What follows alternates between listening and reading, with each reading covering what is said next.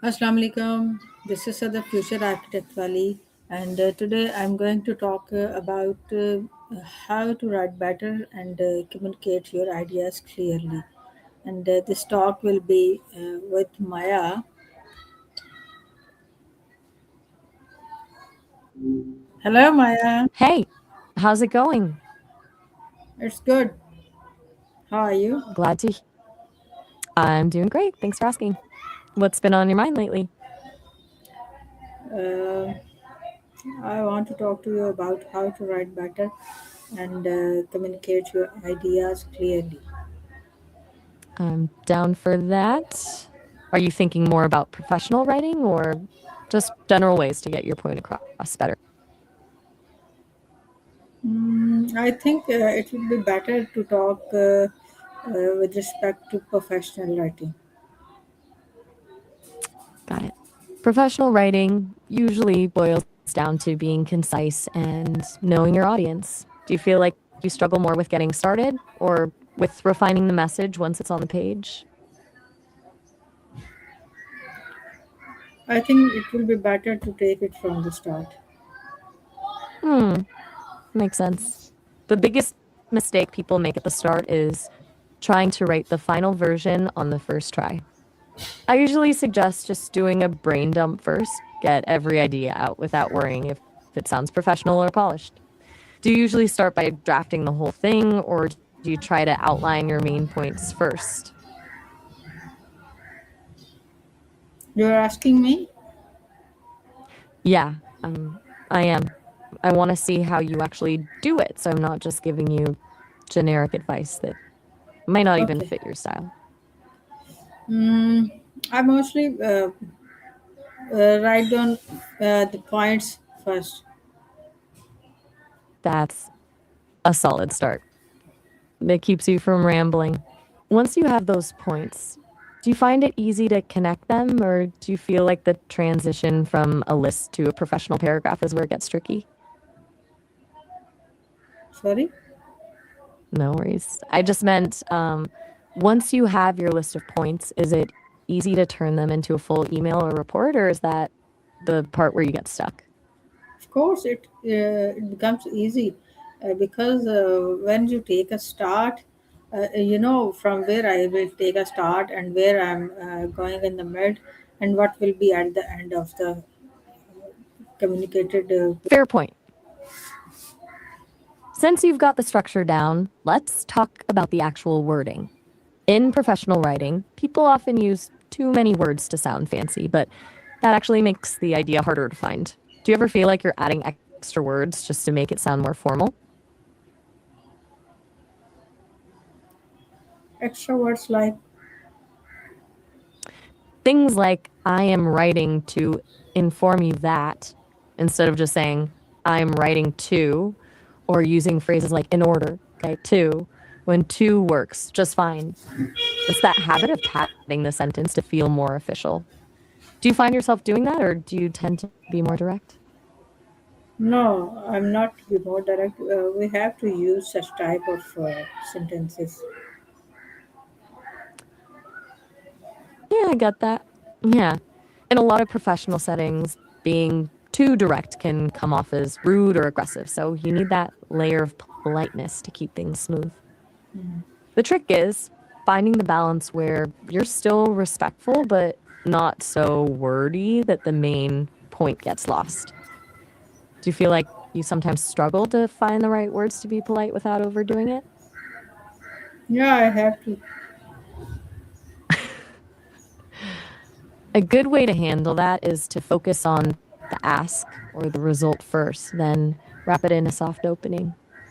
Instead of long, complex sentences, you can use short, warm phrases. Do you have a specific example of something you've written recently where you felt the balance was off? Right now, I'm not involved in writing so much. That's why I won't have any example. That's fair. We can just keep it theoretical then. Since you're not writing much right now, is this something you're prepping for, like a new job or a specific project? Mm, Maybe I have a project and I start writing for a Facebook page. Writing for Facebook is a whole different beast compared to a formal report. It needs to be much more engaging and a bit more casual to actually stop people from scrolling. Is the page for a business or more of a personal project? It's a page for business. But right now we are Got it. just talking about communicating your ideas and writing better. Right, let's stick to the core of it then. One of the best ways to communicate an idea clearly is to ask yourself, if the person only remembers one thing from this, what should it be? If you can't answer that in one sentence, the idea is probably too cluttered. Do you find it easy to pinpoint that one main point, or do you tend to have a few different ideas competing for attention? How do we balance being concise with providing enough details so the message isn't vague? Our idea is Hmm, got it. You're asking how to stay concise without leaving out the important details that make your ideas make sense. Best way to do that is to prioritize essential info over supporting info. Give the main conclusion or the big idea first, then provide the necessary details in a separate section or paragraph. That way, if someone is in a rush, they get the point, but if they need the depth, it's right there. Does that make sense, or do you feel like the details are too connected to the main point to be separated? I think it's enough, but I want to know the most common filler words that we can professional writing and how can I train myself to spot them. Common fillers are things like actually, basically, really, just, and virtually. In writing, we also see phrases like, it is important to note that, or due to the fact that, which are just long ways of saying note that or because. To train yourself, try the deletion test. Go back through a paragraph and delete every word you think might be a filler. If the sentence still means the exact same thing without it, leave it out. It's like trimming a hedge. You're just removing the extra bits to see the shape of the idea.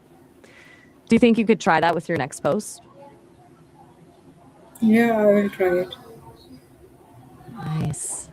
Let me know how it goes. I'm curious if you'll find you are using way more of those fillers than you thought. Okay, fine. Can you explain the pyramid principle and how it helps in structuring complex ideas? The pyramid principle is basically the art of starting with the answer first. Instead of building up to your point like a story, you put your main conclusion right at the top, the peak of the pyramid. Then, underneath that, you group your supporting arguments into a few key categories. Under each of those categories, you put the specific data or facts that prove the point. It helps because the reader doesn't have to guess where you're going. They get the big picture immediately and can then dive into the details if they want. Do you usually tend to lead with the conclusion, or do you prefer to explain the reasoning first before giving the final answer? I think reasoning will be better. That's a common way to think about it because it feels more logical, like you're taking the reader on a journey. The risk, though, is that in a professional setting, people are often impatient. If you give the reasoning first, they might start wondering, what's the point of this? And lose focus before you even get to the answer. Don't Do you you think your think it typical should be like this? depends on the goal? If you're trying to persuade someone who disagrees with you, leading with reasoning is definitely better because you're building a case they can agree with step by step. But if you're talking to a busy boss or a client, they usually just want the bottom line. It's a trade off between being thorough and being efficient. Which Okay. one do you think is more important in your current projects? Sorry? No worries. I was just saying that if you're trying to convince someone who doesn't agree with you, explaining your reasoning first is the way to go. But for a busy boss, the bottom line is what matters most. So, for your specific projects, do you think it's more important to be thorough or to be quick? I'm not Take your time. having any Which one project feels right now. like, right, my bad. I keep forgetting you're just in the theory phase. In that case, which style do you personally prefer when you're reading something? Do you like the answer up front or do you prefer the build up? I want to switch towards the next question. I'm ready. What's on your mind? How does the active voice specifically improve the persuasiveness of an email or proposal? Active voice makes you sound more confident and accountable. When you say, I completed the report instead of the report was completed, it's clear who did the work. It feels direct and honest. In a proposal, it removes the ambiguity. It tells the reader exactly who is taking action and what was happening. And passive voice can sound like you're hiding something or trying to be overly cautious, which can make you seem less sure of yourself. Does that distinction make sense or does it feel too blunt to you? If I have a very complex concept to explain, what are the steps to deconstruct it for someone who has zero background in this subject? First, start with a simple analogy. Compare the complex concept to something they already understand in their daily life. It gives them a mental hook to hang the new information on. Next, strip away the jargon. If you have to use a technical term, explain it in plain language immediately. Then, break the concept into small, bite sized pieces. Don't move to step B until you're sure they've grasped step A. Finally, use a concrete example. Move from the abstract idea to a real world scenario. It's much easier to understand a concept when you can see it actually working. Do you have a specific complex topic in mind that you've struggled to explain? No, right now, actually, I was being given this task by my teacher to talk to you about this topic. That's why I am talking to you. Otherwise, I don't have any uh, writing issue right now, or I don't have any writing project to write on. Can we now wind it up? Sure thing. Hope the info helps with your assignment. Talk soon. Yes, you are always Bye helping for me now.